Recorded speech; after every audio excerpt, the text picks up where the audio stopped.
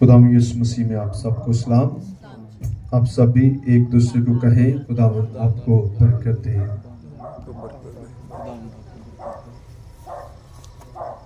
God bless you. God bless you.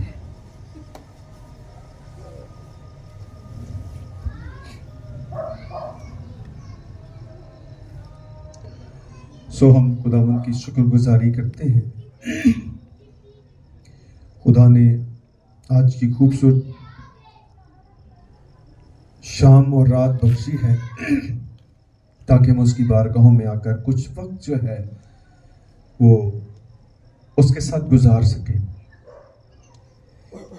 کیونکہ خدا کے پاس جو وقت گزرتا ہے وہی آپ کو فتح مند بناتا ہے، وہ آپ کو زور دیتا ہے، وہ آپ کی قوت بنتا ہے، وہ آپ کو دشمن کے منصوبوں سے آزاد کرتا ہے. آج لوگوں کے پاس خدا کے ساتھ وقت گزارنے کے لیے ٹائم نہیں ہے، اس لیے وہ دن بدن کمزور ہوتے چلے جا رہے ہیں، مسائل سے دوچار ہو رہے ہیں، کیونکہ خدا کے علاوہ کوئی حل نہیں ہے. خدا حل مشکلات ہے، وہ مشکل کشا خدا ہے. اس کے پاس جو آتا ہے وہی بوجھ سے آزاد ہوتا ہے، کیونکہ یسوع نے فرمایا ایسا محنت اٹھانے والوں اور بوجھ سے دبے ہوئے لوگوں میرے پاس آؤ تاکہ میں تمہیں آرام دوں. اگر آپ آرام لینا چاہتے ہیں، اگر آپ اطمینان پانا چاہتے ہیں، اگر آپ شادمان ہونا چاہتے ہیں تو پھر یسوع کے پیچھے آنا مسٹ ہوگا. اگر آپ اس کے پیچھے نہیں آئیں گے تو پھر آپ کبھی بھی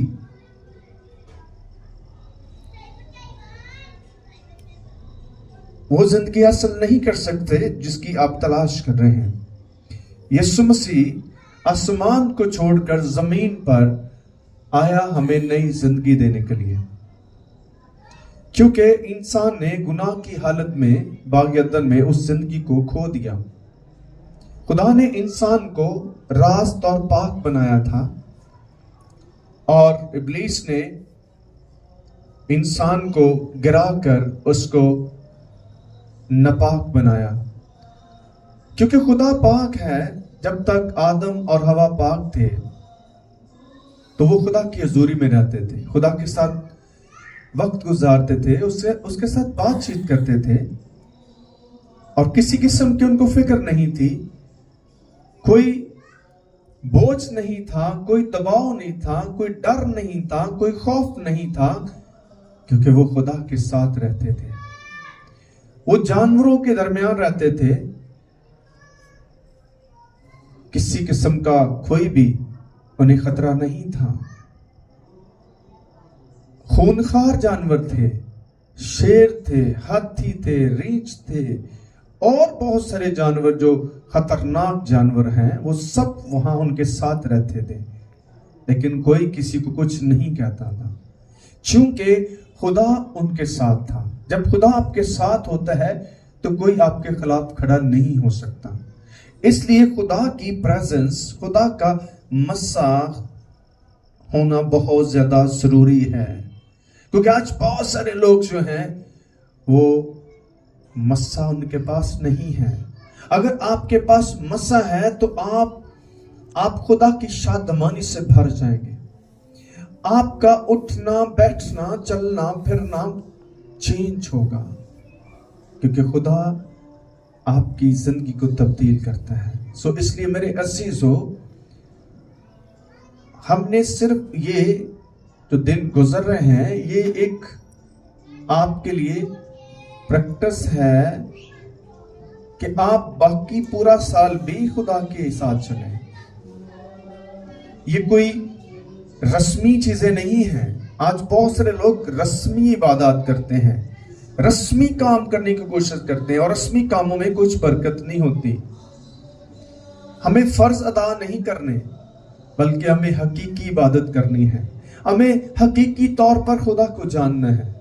جب آپ حقیقی طور پر خدا کو جانیں گے تو پھر ہر دن آپ کا بڑا ہوگا، ہر دن آپ کا خوشی اور شادمانی کا ہوگا.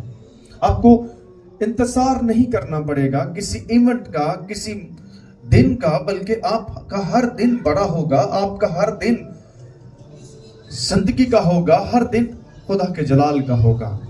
اس لیے آپ کو خدا کے ساتھ چلنے کی پریکٹس کرنی ہوگی، اور یہ ایک دن نہیں ہوگا، یہ آپ کو ہر روز کرنا ہوگا. جو لوگ خدا کے ساتھ چلتے ہیں وہی آرام میں رہیں گے، وہی خدا کی بادشاہی میں بھی داخل ہوں گے. مسیح نام رکھ لینا بڑی بات نہیں ہے. جب آپ پر مسیح کی مور لگ جاتی ہے پھر آپ کو مسیحی زندگی بھی گزارنی ہے. آج بہت سارے مسیح ہیں لیکن ان کا لائف سٹائل جو ہے وہ مسیحانہ نہیں ہے، کیونکہ آپ کا لائف سٹائل چینج ہو جاتا ہے. خدا کا بندہ پولس رسول کیا بیان کرتے ہیں؟ اب میں زندہ نہ رہا بلکہ مسیح مجھ میں زندہ ہے. آمین. کون مجھ میں زندہ ہے؟ جب وہ آپ میں زندہ ہے تو وہ نظر بھی تو ہونا چاہیے، کیونکہ لوگ آپ کے اندر سے مسیح کو دیکھنا چاہتے ہیں. آپ کے کاموں سے، آپ کے کردار سے، آپ کے رویوں سے نظر آنا چاہیے کہ آپ یسوع کے ہیں. بائبل کیا کہتی ہے؟ ویسا ہی مزاج رکھو جیسا مسیح یسوع کا بھی تھا. آمین. آپ کے مزاج میں اور دوسروں کے مزاج میں فرق ہونا ہے. اگر یہ فرق نہیں ہے تو پھر کھچڑی پکی ہوئی ہے. ایسا نہیں ہونا چاہیے. بائبل آپ کو مسیح کا رویہ دیتی ہے. اگر آپ مسیح کے رویے کے موافق چلتے ہیں تو کہیں بھی آپ مار نہیں کھائیں گے، کیونکہ مسیح کا رویہ ہی غالب آئے گا. اس کا رویہ کیا تھا؟ محبت تھا. دشمنوں سے محبت، ستانے والوں کے لیے پریئر. آمین. تاکہ آپ پر ابلیس کا اختیار نہ ہو. آپ کو خدا کی بات کو ماننا، نہ کہ خود کی بات کو ماننا ہے. آپ کا مائنڈ، آپ کا ہارٹ، آپ کی روح ایکسپٹ نہیں کرتی کلام کو. کیوں؟ خدا کے کلام میں پہلا حکم کا لکھا ہے، اپنے سارے دل، اپنی ساری جان اور اپنی ساری عقل سے اپنے خداوند خدا سے کیا کر؟ محبت کر. آمین. یعنی آپ کو عقل سے بھی، دل سے بھی اور روح سے بھی، تین پارٹ ہیں، ان تینوں سے ایکسپٹ کرنا ہے. جب یہ تینوں خدا کے کلام کو ایکسپٹ کریں گے تو پھر تبدیلی آئے گی، پھر آپ کی حالت بدل جائے گی.